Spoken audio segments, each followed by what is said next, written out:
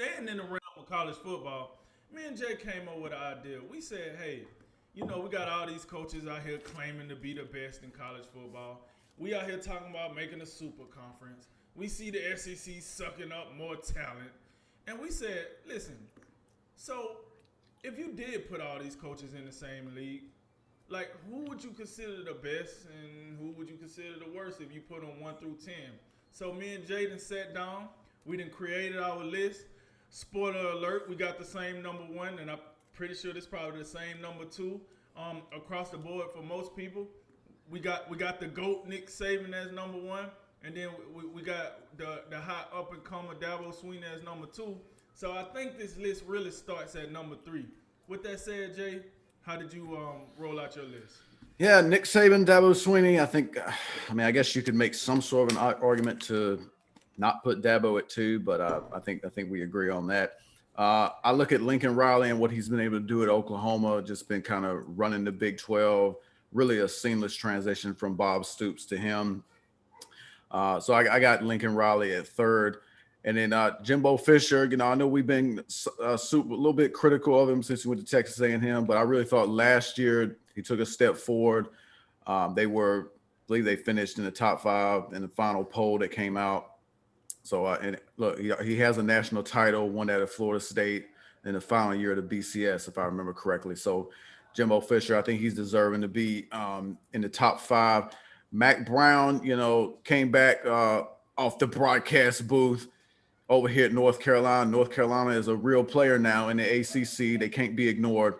And then, of course, look, he's got a national title from his days at Texas. And I think, look, he spent like a good amount of time in the broadcast booth, but he's come back to the college coaching ranks, and similar to what I said about Lincoln Riley, but it's been a seamless transition. I don't see much rust going on at all. So Mac Brown's in there. Kirby Smart, outside of Lincoln Riley, as far as coaches that haven't won a national title yet, Kirby Smart, highly respected. He's been in a college football playoff before. The biggest thing for him is just, he's going up against his former boss, Nick Saban. And, much like anybody else in the SEC, that's a tough thing to overcome. But he's done enough at this time, to be in the top 10. I look at Dan Mullen at 7, currently coaching the Florida Gators. He's in the same situation as Kirby Smart. He also not only trying to get up to Alabama, he's, trying to get a leg up on Kirby Smart for, kind of the dominant power in the SEC East.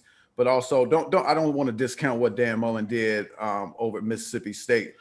If you remember, there was a couple years where Mississippi State and Ole Miss were highly competitive out there with Alabama, Auburn, LSU. The SEC West was a complete powerhouse at that particular moment in time. Was it? I think it was either 2013 or 2014 when Mississippi State was number one in the country with Dak Prescott as the quarterback. It was, I believe, I can't remember what year that was off the top of my head, but there was a stretch, and I know you remember it well, where Dan Mullen was at Mississippi State, Hugh Freeze was at Ole Miss, and that the SEC West was, you talk about it was like the best conferences was not only the SEC, but then the SEC West by a mile over the SEC East. It wasn't even close. So I got Dan Mullen at 7. Brian Kelly out at Notre Dame. He's made Notre Dame a consistent national player again. We know what it is when they get to the college football playoff, they roll over and they can't get it done. But there still has to be something to be said for getting to the college football playoff. He's done it on several occasions now. So I think he's deserving to be in the top 10. James Franklin up at Penn State. Penn State's they're in the hunt in the Big Ten year in and year out. And I don't want to, much like I said about Dan Mullen, what he did at Mississippi State, James Franklin won a lot of games at Vanderbilt. And that is no small accomplishment. So James Franklin's deserving. And last but not least, I know he just got axed at Auburn, but I think that was a mistake. Mr. Gus Malzahn, he's down there at Central Florida now. This is a guy who, I really think year in and year out, Alabama, definitely the more talented team on the field more often than not. But Gus Malzahn, it seemed like every other time Alabama goes to Auburn, they get in trouble. And, and also don't forget Gus Malzahn, he was in that national championship game against Jimbo Fisher back in 2013. So I think Gus Malzahn's very, very underrated, and I think he's the perfect fit to slide in at the back end of my top 10 list. So the caveat on a couple of things on your list, I bet you Vanderbilt wish they still had James Franklin. And I'm not. I like the list. Listen, Mac Brown. I guess I just whipped on Mac Brown, but for me, it's like he did his thing at Texas. We know the story. Powerhouse, played for the national championship multiple times when he was at Texas. Then he took the hiatus, was in the booth. Now he back with North Carolina. And my thing is, he do have North Carolina on the right track. He's definitely, when you talk about totality, a Hall of Fame coach. I just need to see a little more out of North Carolina, though. Can we be competitive at the level of possibly making the ACC championship? You know, granted, I know Clemson is the big boy on the block, but, I mean, what stops you guys from being number 2 or 3? I know Notre Dame was in the conference last year. They won't be in there this year. So it should be no reason they're not like number 2. So, you know, and then Dan Mullins. My problem with Dan Mullins is he outstanding job with Mississippi State. Outstanding job. But when we start moving into the playoff era, everything, where you at, Dan Mullins? I mean, like I said, that one, it was either 13, 14, 15. One of those 3 years, a little fuzzy. But it was that 1 year they was number 1, Mississippi State was, with Dak Prescott, and it was short-lived because Alabama came into Mississippi State and gave them the business. But if they did get there. I mean, this is Mississippi State we're talking about. So you do have to give them credit. Then you fast forward to last year, the team that they had last year, they was like one of those 2-3 lost teams that people were saying, oh, they should still be in the playoffs. Look who they lost to. So I definitely get Dan Mullins on your list too. And like I said, James Franklin, that's a good one. That's an underrated one right there. Because I guarantee you, if you talk to Vanderbilt right now, they'll give up the statues to get James Franklin back. So I think that was a good one at number 9. Now, for my list, I tell you right now off the rip, the top 7 on my list have either won a championship or made it to the playoffs. So that's going to be the top 7. And then the last 3 are guys that I got that's well respected, I think, across the league, but have yet to cross the hump and as far as a head coach and getting into the playoffs or possibly winning the championship. So we already talked about Nick and Dabo. We know what they bring to the table. Number 3 came in Ryan Day. Here's the reason Ryan Day made number 3. Ryan Day took an elite program and he's taking it to the next level. It's very hard to come behind a guy like Urban Meyer and make the program better. Think about this. All the guys that came behind Urban Meyer at Utah flamed out. All the guys that came behind Urban Meyer at Florida ain't been the same since. That's why we celebrating what they did this year so much, because it's been a while. And then you go over to Ohio State. Most people thought the same thing was going to happen to Ohio State. Once he moved on from Ohio State, they're going to flame out. Ryan Day didn't pump the brakes. Listen, I didn't think he could recruit better than Urban Meyer, but he darn sure doing that. I didn't think he could put a better product on the field. It seems like he's doing it. It seems like they're going to be consistently in the playoffs. They're going to be consistently hanging around. And if it was a team that I can say that looks to be taking the reins from Alabama, I think it's possibly Ohio State. All right, Lincoln Riley coming in at number 4. Listen, got to put some respect on the dude's name. He made the playoffs, 3 of the last 4 years.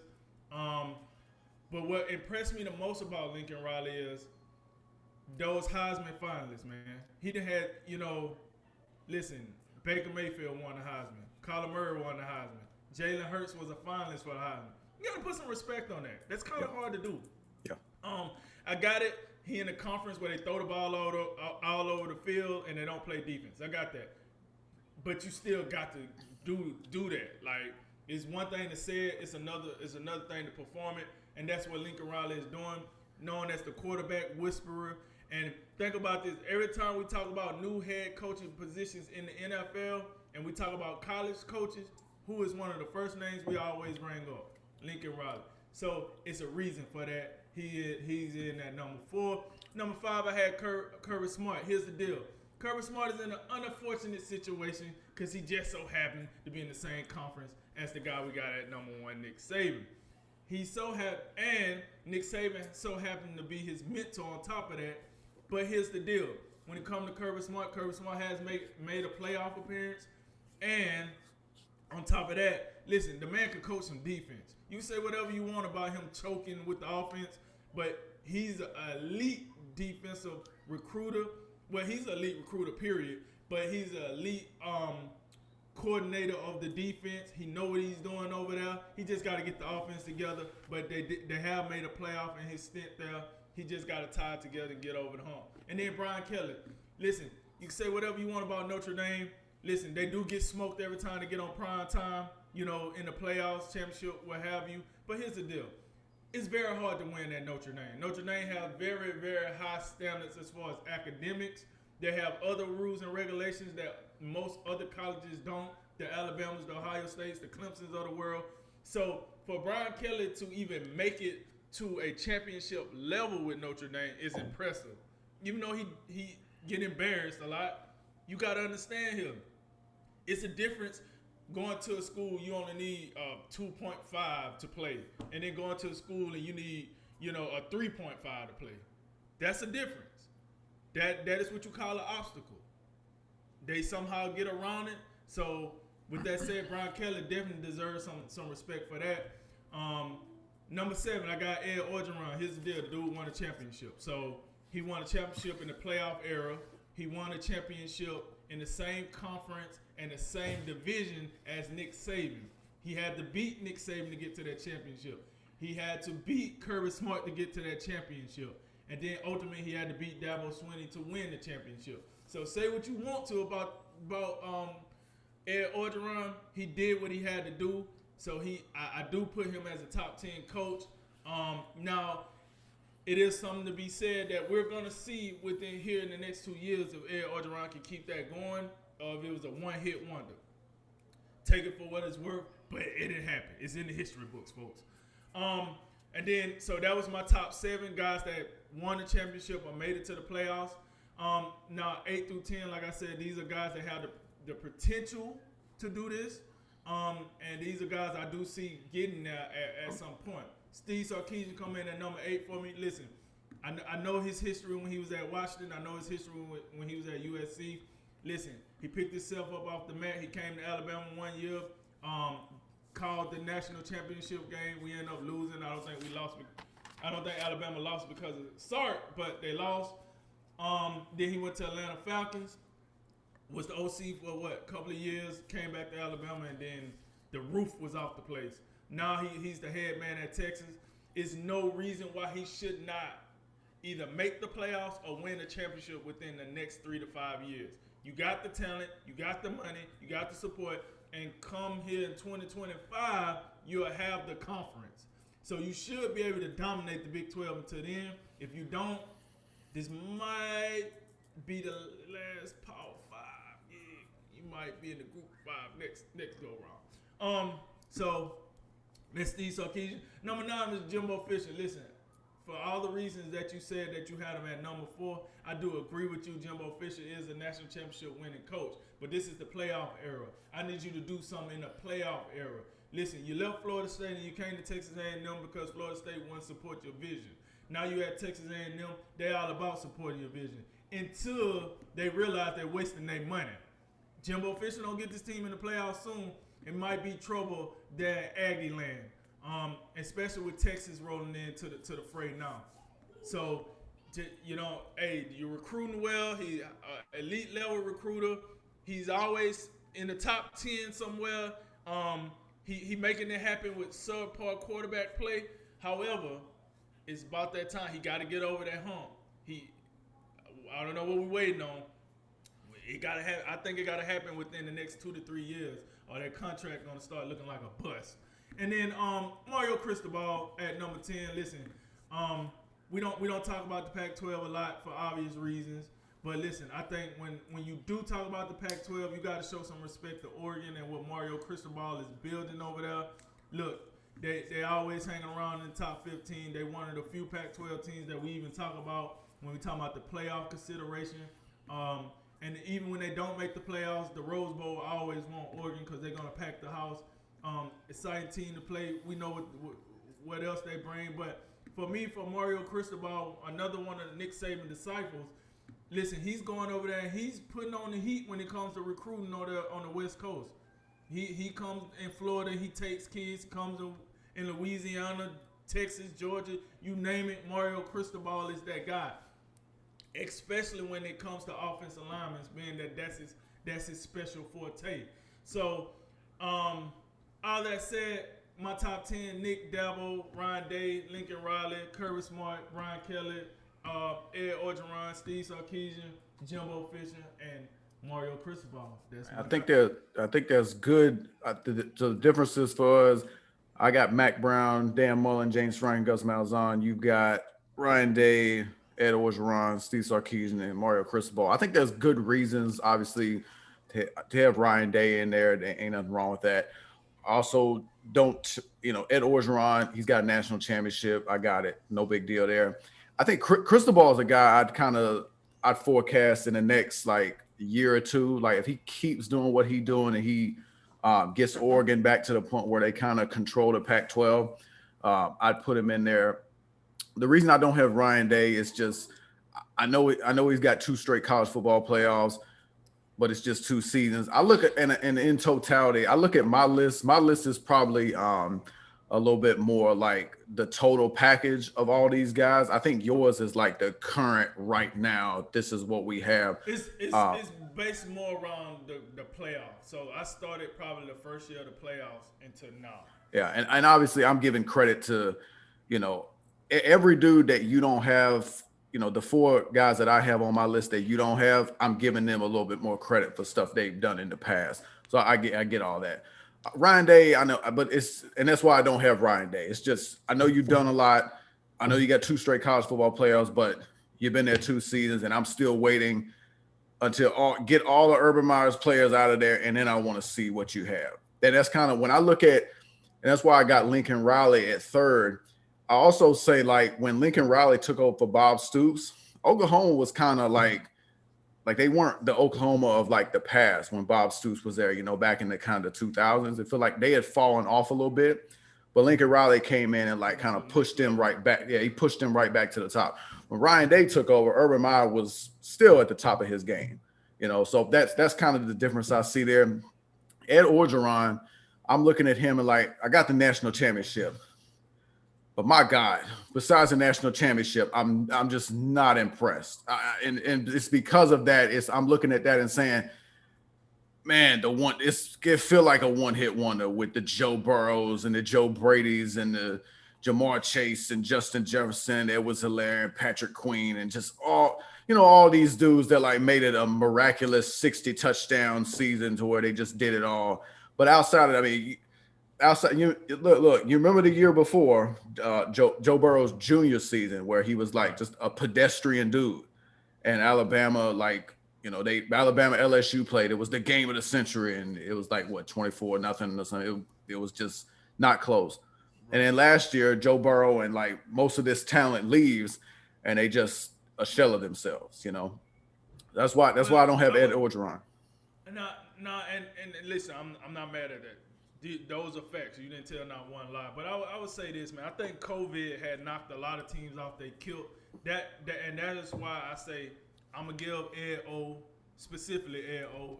Let me see what he do this year. Fans coming back. Everything should be going somewhat normal. So I'm gonna give him the benefit of the doubt that COVID threw him off. But yeah, you're right. He going with another season this year like he had last year. Not only will he not be on the list, I don't think he'll be the coach of the team. To be honest with you. The only one I would say I flatly disagree with is Steve Sarkisian. I just don't see. I mean, I got it. I feel like the assistant stuff he's done has been highly impressive. What was he an assistant under Pete Carroll at USC?